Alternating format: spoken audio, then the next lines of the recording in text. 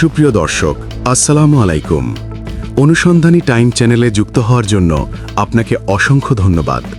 জানিয়ে দিচ্ছি আমাদের হাতে থাকা সর্বশেষ আপডেট। আর বরাবরের মতো সর্বশেষ আপডেট জানাতে আপনাদের পাশে আমি সাইমন সুজন। আতঙ্কে দিন পার করছে দিল্লির মোদি। বাংলাদেশে গড়ে উঠছে তুরস্কের অস্ত্র factory. Turkish defence head in Bangladesh. তুরস্ক মধ্যপ্রাচ্যে একটি শক্তিশালী অসাম্প্রদায়িক প্রজাতন্ত্র, যা রাজনৈতিক ইসলাম ও গণতান্ত্রিক ঐতিহ্যের অনন্য মিশ্রণ করেছে। এর কৌশলগত অবস্থান ইউরোপ এশিয়া সংযুক্ত করেছে, ফলে পশ্চিমা ও মুসলিম বিশ্বের মধ্যে সেতুবন্ধন হিসেবে কাজ করছে। অর্থনৈতিক সাফল্যের ভিত্তিতে গড়ে ওঠা এই দেশটি ক্রমেই বৈশ্বিক প্রতিরক্ষা শিল্পের গুরুত্বপূর্ণ অংশীদার হয়ে উঠছে। বাংলাদেশের বর্তমান অন্তর্বর্তীকালীন সরকার এবং প্রধান উপদেষ্টা ডক্টর মোহাম্মদ ইউনূসের নেতৃত্বে ঢাকা আঙ্কারার সঙ্গে সম্পর্ক নতুন উচ্চতায় নিয়ে গেছে। প্রেসিডেন্ট এরদোগানের সাথে তার কৌশলগত বোঝাপড়া প্রতিরক্ষা সহযোগিতার জন্য শক্তিশালী রাজনৈতিক ভিত্তি তৈরি করেছে। রোহিঙ্গা সংকটে মানবিক সহায়তা, অর্থনৈতিক সম্পর্ক এবং ঐতিহাসিক সম্প্রতি এই অংশীদারিত্বকে আরও গভীর করেছে। ফোর্সেস গোল 2030। বাংলাদেশ 2009 সাল থেকে ফোর্সেস গোল 2030 প্রকল্পের মাধ্যমে সেনা, নৌ ও বিমান বাহিনীকে আধুনিকায়ন করছে। সাম্প্রতিক বছরে আঞ্চলিক উত্তেজনা, যেমন ভারতের সাথে সীমান্ত বিরোধ এবং মিয়ানমারের সঙ্গে সংঘাত, এই প্রয়োজনীয়তাকে তীব্র করেছে। ইরান ইসরায়েল যুদ্ধ দেখিয়েছে আত্মনির্ভরশীল শক্তি ছাড়া সার্বভৌমত্ব সুরক্ষিত রাখা কঠিন। বাংলাদেশ ও তুরস্কের মধ্যে প্রতিরক্ষা শিল্পে সহযোগিতা সম্প্রসারণের লক্ষ্যে চলতি সপ্তাহে ঢাকায় আসছেন তুরস্কের প্রতিরক্ষা শিল্প সংস্থার প্রধান হালুক গরুগুন। সফরকালে হালুক গরগুন বাংলাদেশের অন্তর্বর্তীকালীন সরকারের প্রধান উপদেষ্টা ডক্টর মুহাম্মদ ইউনূসের সঙ্গে সৌজন্য সাক্ষাৎ করবেন। এছাড়াও তিনি পৃথক বৈঠকে সেনাবাহিনী প্রধান জেনারেল ওয়াক্কারুজ্জামান, নৌবাহিনী প্রধান অ্যাডমিরাল এম নাজমুল হাসান এবং বিমানবাহিনী প্রধান air chief marshal Hasan Mahmud খানের সঙ্গে বৈঠক করবেন বলে আমরা জানতে পেরেছি। শেখ হাসিনা সরকারের আমলে তুরস্কের প্রভাব বাংলাদেশে তুলনামূলকভাবে সীমিত ছিল, তবে বর্তমান পরিস্থিতিতে আঙ্কারা ঢাকায় তাদের কৌশলগত উপস্থিতি জোরদারের চেষ্টা চালাচ্ছে। অন্যদিকে বাংলাদেশ নিজস্ব প্রতিরক্ষা সরঞ্জাম তৈরির পাশাপাশি রপ্তানির লক্ষ্যে দুটি প্রতিরক্ষা শিল্প কমপ্লেক্স গড়ে তুলতে চাইছে, যেখানে তুরস্ককে প্রযুক্তিগত ও বিনিয়োগ সহযোগী হিসেবে দেখা হচ্ছে। বাংলাদেশ বিনিয়োগ উন্নয়ন কর্তৃপক্ষ বিরা চট্টগ্রাম ও নারায়ণগঞ্জে দুটি প্রতিরক্ষা শিল্পাঞ্চল স্থাপনের পরিকল্পনা করছে, যেখানে তুরস্কের একাধিক প্রতিরক্ষা কোম্পানিকে পার্টনার হিসেবে অন্তর্ভুক্ত করার সম্ভাবনা রয়েছে। এই উদ্দেশ্যে সম্প্রতি বিরার নির্বাহী চেয়ারম্যান তুরস্ক সফরে 5 দিনের একটি কর্মসূচি সম্পন্ন করেছেন। গত এপ্রিলে তুরস্কে অনুষ্ঠিত অন্টালিয়া ডিপ্লোমেসি ফোরামে অংশ নিয়ে বাংলাদেশের পররাষ্ট্র উপদেষ্টা মোহাম্মদ তৌহিদ হোসেন বলেছিলেন, বাংলাদেশের জন্য একটি নির্ভরযোগ্য এয়ারোস্পেস অংশীদার প্রয়োজন, আর তুরস্কের সঙ্গে সহযোগিতা হলে সেটি হবে দুই দেশের জন্যই লাভজনক। সেই সফরকালে তৌহিদ হোসেন তুর্কি এয়ারোস্পেসের প্রেসিডেন্ট ও প্রধান নির্বাহী কর্মকর্তা মেহমেত দেমিরোলের সঙ্গেও বৈঠক করেন। এছাড়াও কোবরা সাজুয়া যান, গাইডেড রকেট সিস্টেম এবং মাইন সুরক্ষিত যান।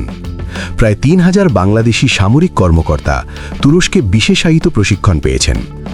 এই সরঞ্জামগুলো ফোর্সেস গোল 2030-এর আধুনিক আয়ন কৌশলীর সাথে সরাসরি সঙ্গতিপূর্ণ। ড্রোন ও গাইডেড ক্ষেপণাস্ত্র প্রযুক্তি সীমিত খরচে কার্যকর প্রতিরোধ ব্যবস্থা গড়তে সহায়ক হয়েছে। যৌথ উৎপাদন ও প্রযুক্তি হস্তান্তর। আরও বড় অগ্রগতি হল বাংলাদেশে তুরস্কের সহায়তায় প্রতিরক্ষা শিল্প কমপ্লেক্স স্থাপন করতে যাচ্ছে। বাংলাদেশের দক্ষ শ্রম ও উৎপাদন সক্ষমতা তুরস্কের বিনিয়োগকে আকর্ষণ করছে। একই সঙ্গে বাংলাদেশের উন্নয়ন কৌশল তুরস্কের অভিজ্ঞতা থেকে উপকৃত হতে পারবে। বাংলাদেশ তুরস্ক সম্পর্ক এখন আর শুধু অস্ত্র বাণিজ্য নয়, বরং যৌথ উৎপাদন, প্রযুক্তি হস্তান্তর ও কৌশলগত বোঝাপড়ার উপর ভিত্তি করে গড়ে উঠছে। এছাড়াও কোবরা সাজুয়া যান, গাইডেড রকেট সিস্টেম এবং মাইন সুরক্ষিত যান। প্রায় 3000 বাংলাদেশি সামরিক কর্মকর্তা তুরস্কে বিশেষায়িত প্রশিক্ষণ পেয়েছেন। এই সরঞ্জামগুলো ফোর্সেস গোল 2030-এর আধুনিক আয়ন কৌশলীর সাথে সরাসরি সঙ্গতিপূর্ণ। ড্রোন ও গাইডেড ক্ষেপণাস্ত্র প্রযুক্তি সীমিত খরচে কার্যকর প্রতিরোধ ব্যবস্থা গড়তে সহায়ক হয়েছে। যৌথ উৎপাদন ও প্রযুক্তি হস্তান্তর। আরও বড় অগ্রগতি হল বাংলাদেশে তুরস্কের সহায়তায় প্রতিরক্ষা শিল্প কমপ্লেক্স স্থাপন করতে যাচ্ছে। বাংলাদেশের দক্ষ শ্রম ও উৎপাদন সক্ষমতা তুরস্কের বিনিয়োগকে আকর্ষণ করছে। একই সঙ্গে বাংলাদেশের উন্নয়ন কৌশল তুরস্কের অভিজ্ঞতা থেকে উপকৃত হতে পারবে। বাংলাদেশ তুরস্ক সম্পর্ক এখন আর শুধু অস্ত্র বাণিজ্য নয়, বরং যৌথ উৎপাদন, প্রযুক্তি হস্তান্তর ও কৌশলগত বোঝাপড়ার উপর ভিত্তি করে গড়ে উঠছে। বাংলাদেশ 2009 সাল থেকে ফোর্সেস গোল 2030 প্রকল্পের মাধ্যমে সেনা, নৌ ও বিমান বাহিনীকে আধুনিকায়ন করছে।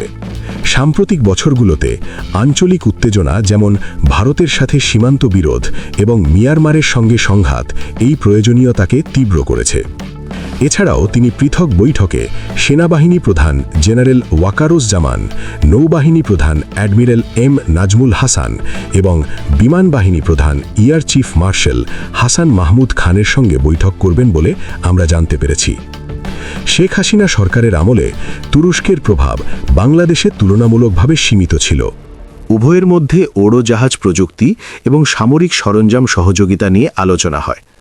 বাংলাদেশে তুরস্কের প্রতিরক্ষা শিল্প সরাসরি উপস্থিতি এবং সম্ভাব্য বিনিয়োগ শুধু দুই দেশের কৌশলগত সম্পর্কই মজবুত করবে না, বরং দেশের প্রতিরক্ষা সক্ষমতা বৃদ্ধির পাশাপাশি অভ্যন্তরীণ উৎপাদন ও রপ্তানির নতুন দিগন্তও উন্মোচন করবে বলে মনে করছেন বিশ্লেষকেরা। 2025-26 অর্থবছরের প্রতিরক্ষা বাজেটে সক্ষমতা বৃদ্ধির ওপর জোর দেওয়া হয়েছে। বিশেষভাবে নজরদারি ড্রোন, রাডার ও আধুনিক ফাইটার সংগ্রহের দিকে বরাদ্দ করা হয়েছে। লক্ষ্য শুধু অস্ত্র মজুদ নয়, প্রযুক্তি চালিত প্রতিরোধ ক্ষমতা গড়ে তোলা। তুরস্কের অবদান। 2018 সাল থেকে বাংলাদেশ তুরস্ক থেকে বিপুল পরিমাণ আধুনিক সামরিক সরঞ্জাম সংগ্রহ করেছে। এর মধ্যে রয়েছে বায়রাক্তার TB2 ড্রোন, যা আকাশ পর্যবেক্ষণ ও নির্ভুল হামলায় কার্যকর। এছাড়াও কোবরা সাজোয়া যান, গাইডেড রকেট সিস্টেম এবং মাইন সুরক্ষিত যান। প্রায় 3000 বাংলাদেশে সামরিক কর্মকর্তা তুরস্কে বিশেষায়িত প্রশিক্ষণ পেয়েছেন। এই সরঞ্জামগুলো ফোর্সেস গোল 2030-এর আধুনিকায়ন কৌশলের সাথে সরাসরি সঙ্গতিপূর্ণ। ড্রোন ও গাইডেড ক্ষেপণাস্ত্র প্রযুক্তি সীমিত খরচে কার্যকর প্রতিরোধ ব্যবস্থা গড়তে সহায়ক হয়েছে। যৌথ উৎপাদন ও প্রযুক্তি হস্তান্তর। আরও বড় অগ্রগতি হল বাংলাদেশে তুরস্কের সহায়তায় প্রতিরক্ষা শিল্প কমপ্লেক্স স্থাপন করতে যাচ্ছে। চট্টগ্রাম ও নারায়ণগঞ্জে এই কারখানাগুলোতে অস্ত্র, গোলাবারুদ ও সাজোয়া যান উৎপাদন করবে। এই উদ্যোগ বাংলাদেশের জন্য অর্থনৈতিক ও কৌশলগতভাবে গুরুত্বপূর্ণ। এর মাধ্যমে দেশীয় উৎপাদন বাড়বে, আমদানি নির্ভরতা কমবে এবং দক্ষ শ্রমশক্তি ও বিদ্যমান শিল্পীকে কাজে লাগানো যাবে। এছাড়াও বাংলাদেশ দক্ষিণ ও দক্ষিণ পূর্ব এশিয়ার প্রতিরক্ষা সরঞ্জাম রপ্তানির কেন্দ্র হয়ে উঠতে পারে। ভূ রাজনৈতিক প্রভাব। তুরস্কের সাথে এই অংশীদারিত্ব বাংলাদেশের বহুমুখী পররাষ্ট্র ও প্রতিরক্ষা নীতিকে শক্তিশালী করছে। চীনের ওপর নির্ভরতা কমিয়ে রাশিয়া, যুক্তরাজ্য, তুরস্কের মতো বিভিন্ন উৎস থেকে সরঞ্জাম সংগ্রহের মাধ্যমে বাংলাদেশ তার কৌশলগত স্বায়ত্তশাসন বাড়াচ্ছে। এটি আঞ্চলিক নিরাপত্তায় ভারসাম্য তৈরি করছে এবং দেশের কূটনৈতিক অবস্থানকে আরও শক্ত করছে। এই অংশীদারিত্ব প্রতিরক্ষা সহযোগিতা ছাড়িয়ে অর্থনৈতিক ও প্রযুক্তিগত ক্ষেত্রে বিস্তৃত হতে পারে।